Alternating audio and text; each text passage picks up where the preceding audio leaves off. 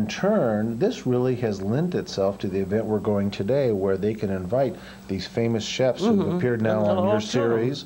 A lot of the chefs today in California Spirit, you know, got their national recognition with you to begin with. And this has spawned an industry for different fundraising events for charity to be able to put this on with these different chefs. So, I mean, I think it's awfully difficult for them, too, because I know in Boston, where I live, we have so many of these events. And then the chefs, usually they aren't paid anything, and they're giving their own time and their own food, and that's not right. And it's very easy for a charity just to say, well, we got a lot of celebrity chefs and we won't have to do anything. But I don't think that's correct. I think that they should be paid and so forth. Because, I mean, devoting a whole evening to something like this, unless they get very good coverage, is costing them a lot. Well, you know, it's interesting you said that, because we were talking to a well-known entertainer who is asked to donate his time all the time. And he mentioned to me, you know, the orchestra's being paid, the sound man's being paid. Well, I'm not being paid, and everyone is walking in paying money to see me, and I'm the only person not getting remunerated for all this. It's not right. I think the charities are getting lazy, and I think they should get wise up to things a little bit. Now, you're the chairman for tonight's event. Sherry Lansing, who's not a chef, but a head of a studio, the first woman to ever be head of a studio. But we have Wolfgang Puck and his wife, Barbara Lazaroff. Now, you had Wolfgang on your show. He's wonderfully generous. And I think he's one of the few chefs who can really proliferate in restaurants, and that they're all very good. Very often, after 2 or 3, the quality goes down, but that doesn't happen with him. Well, he's got a good partner. I mean, his business partner being his wife, she's very good at running the backside. Yes, but the food has to be very good, and he's able to translate his methods to his people. You know, I was at his restaurant for lunch maybe 3 times in his new Spago in Beverly Hills. He moved to a new location. And I was at his restaurant maybe 3 times in the last month. Each time he's out at the tables with all his guests. He is part of the show. He certainly is. And he doesn't seem, he seems just as much enthusiastic today at those tables than he did 15 years ago. And how can he go to all of these restaurants? But he seems to. He makes the appearances, he gets around, but when you go to the new Spago, I mean, he's literally visiting every table, making them feel at home. I'm dying to go there. It is so good.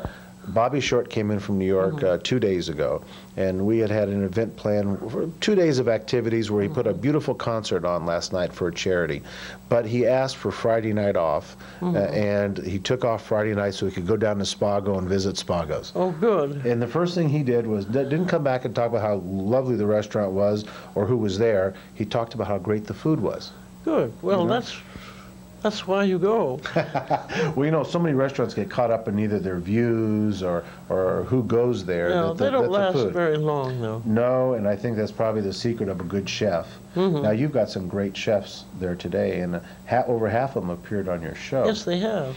Now that you've done the Great Chef series a couple of times, you have 2 books out about the different master chefs. What do you look for yourself now in the next couple of years? What do you want to accomplish? Well, I hope and continue doing this, because I enjoy it very much, because I'm a journeyman cook, but I'm not a specialist, and I've loved our new series on baking. Right. Because I've learned so much doing them all. It's kind of interesting, because unlike a regular movie set that is tied into this, I have to tell a little secret. Her house is about the 1880s vintage in Cambridge, and you've literally taken your house and put it into a television set, haven't you? Downstairs. Well, one reason we bought the house, because it has a great big kitchen, and then we have a great big cellar, and it worked out very well, because the dining room was the control center, and then the kitchen was the studio, and then the prep room was down in the cellar. Is it true? It works very well, and I've kept up. We have big poles that go across the ceiling to hang lights on, so I've just left them there, because we've used it quite often. You have the studio lights in the ceiling in your kitchen. Now, is it true? Well, they're not there. You can just hang them up if you want them. Now, is it true that the dining room was really the attic? Was it the attic who was the dining room, or? No, we didn't have a dining room in our chef series. Right. I'm talking about in the house, though, in your regular series. When people come into the dining room, where is that actually located in the house? Well, it's on the same floor as the kitchen, right next to the kitchen. But I don't use it very much because it's so much nicer. Most of my friends cook is to be able to cook and eat in the same room. Right, in the kitchen. If I were doing the house over again, I wouldn't have a dining room. Right. Really? No, I just would have a beautiful big kitchen and then a beautiful big table. Right, much warmer. Julia, I want to ask you really, going back to 1960 and the effect the Kennedys had, they started with a very famous French chef, correct? Very famous from San Francisco, René Verdun. We had him on our show also when we did, I guess it was Dinner at Julia's, which we filmed in Santa Barbara.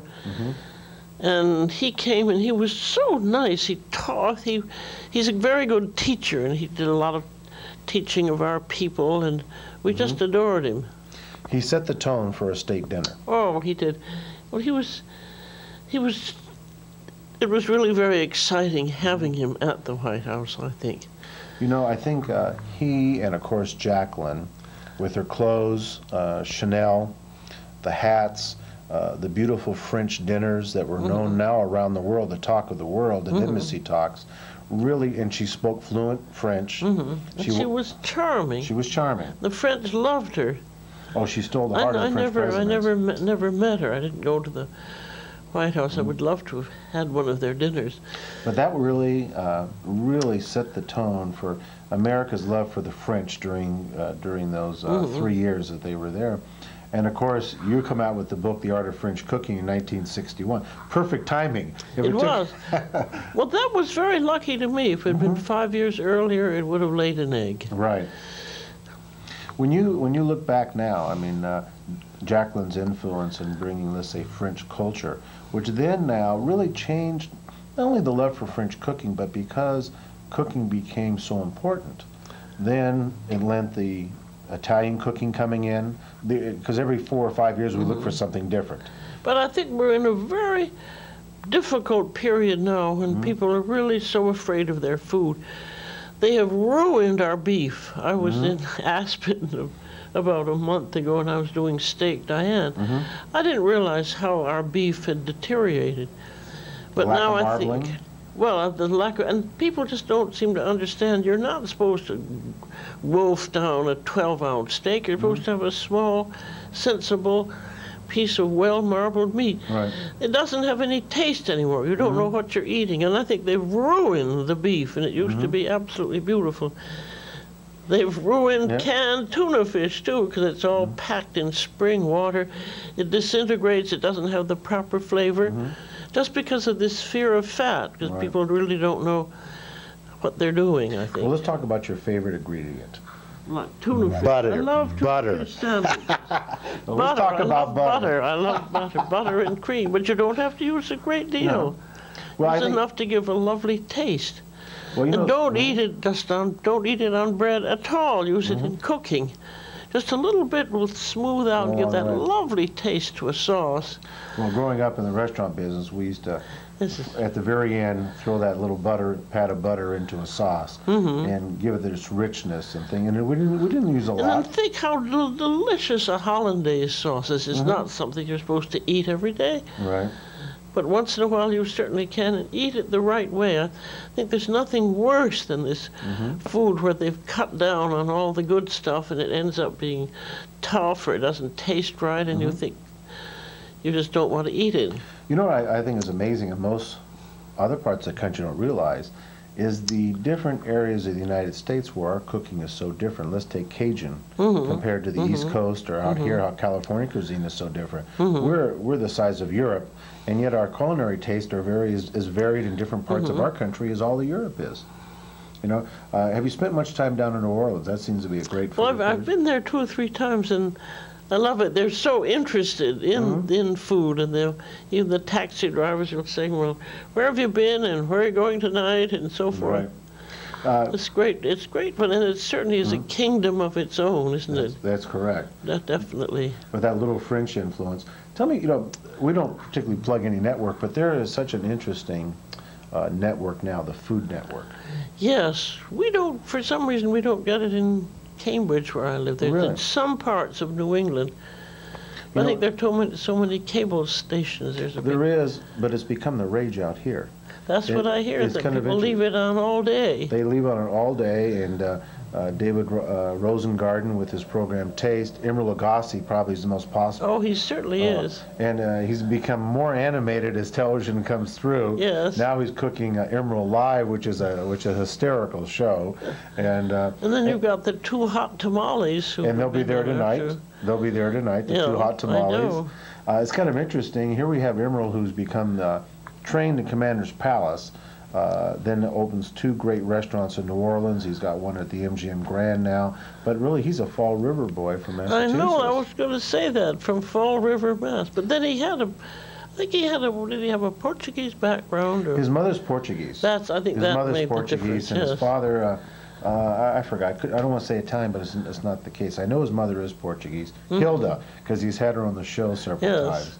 And when he uses what I think is kind of interesting, there's certain types of sausages that taste similar but are spiced different. And Portuguese use a lot of paprika in theirs and things like this. So when he uses those dishes, he tells you in every part of the country what sausage is in your area, whether it's chorizo or he has how to substitute in those dishes. Have you ever had one of his crab boils? Oh, I've had his crab boils. Oh, that's so delicious. Yeah. I just love that. I ate at his restaurant in New Orleans, and I ate at his restaurant down in Las Vegas. And each one was packed. And the third restaurant, Nola's, which is really kind of a very, it's a little upper crust restaurant that's packed almost every night down in New Orleans. And it's kind of interesting because New Orleans is a place where food is king.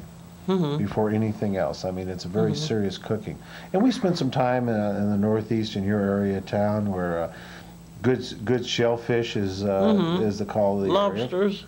Lobsters. And it's kind of interesting. Every different spot. And, of course, in watching your show, that northeastern fish plays an important part in your show. But you did some shows out in Santa Barbara, too. Oh, we did indeed. We did Santa Barbara bouillabaisse, which was it's a Mediterranean fish stew, Santa Barbara style. It was very good. Those things have changed up there a lot. I mean, each one of these, and also the hotels have changed too, because they're coming back to fine dining where they got away from it for a while.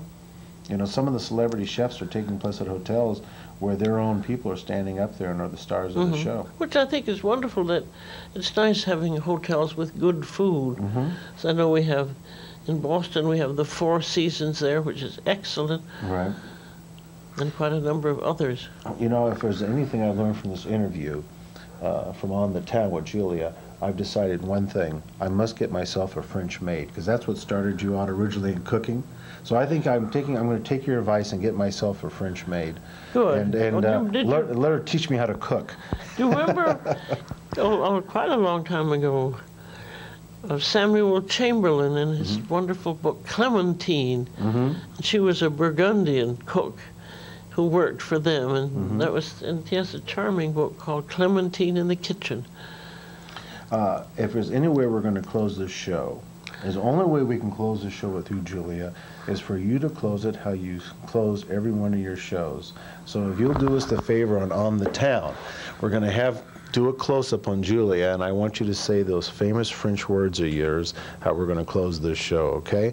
And I want to thank you, Julia, for joining us on the Town. I want to wish the best of luck to the American Cancer Society, who's having a great event tonight. We'd invite you to all go to it, but it's sold out. We can't even get a camera in the place is so sold out. But you are lucky enough to see the only interview with Julia Child for this event. And Julia, how do we close the show? I will say, bon appetit to the American Cancer Society. This is Julia Child. Bon appetit again. You got it.